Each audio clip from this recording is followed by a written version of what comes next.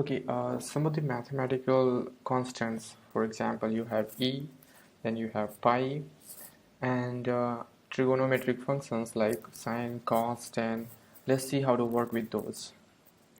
Okay, I'm gonna clear my workspace. I'm gonna clear my screen, and okay, great. So let's say I want to calculate what is sine 45 degrees.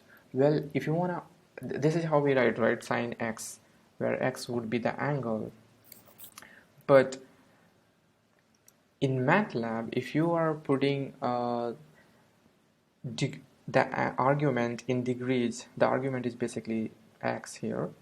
So if you want to find out the sine 45, you can't just write sine 45. It won't work. You know that sine 45 is not 0.85. Well, MATLAB knows that the argument is in degrees when you put sine degrees. Let's see what is sine 45 degrees. It's 0.707, which is perfect. Yeah. Okay, so that's how we can give the argument for any trigonometric function in degrees. If you put just sine, then the input here, the angle input that you give, it has to be in terms of pi or in radian. So if you want to write pi, you can't just write 3.147 all that. MATLAB has a way to do that, and this is the way.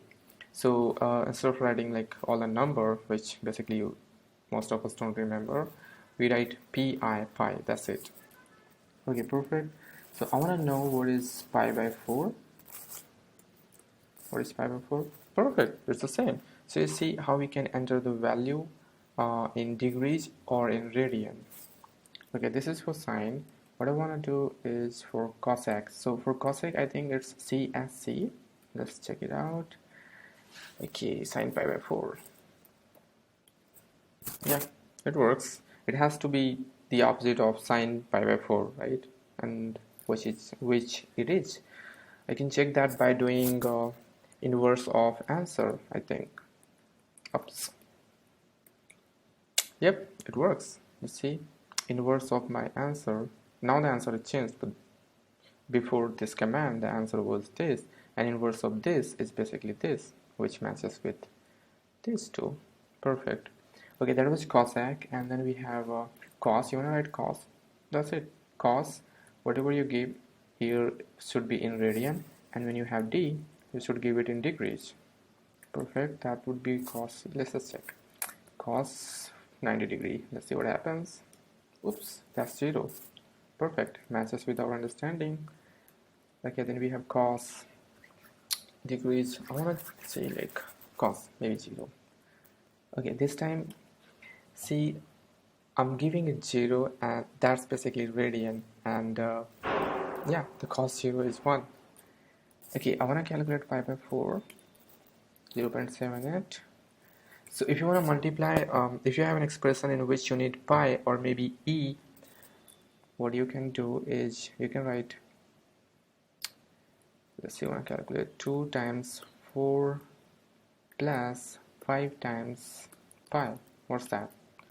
Well, this is how you would write that.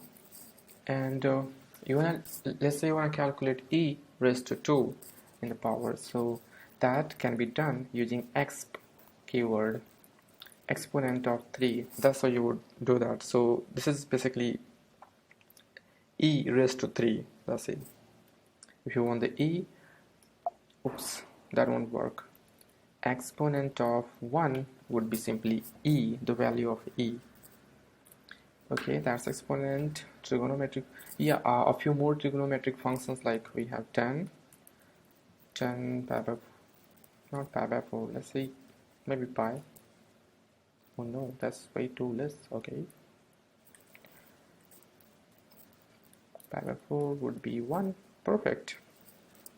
Okay, what else do we have? Yeah, hyperbolic functions, sine, and if you want the hyperbolic sign, you just write sine h. That's it. That would be sine hyperbolic. Not enough on okay. Sine hyperbolic pi.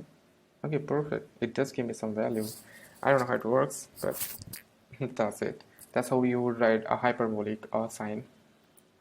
And okay, we got tan, cos x, sine, cos, and similarly we have got sec, and then cot. You can check out other trigonometric functions, they're similar.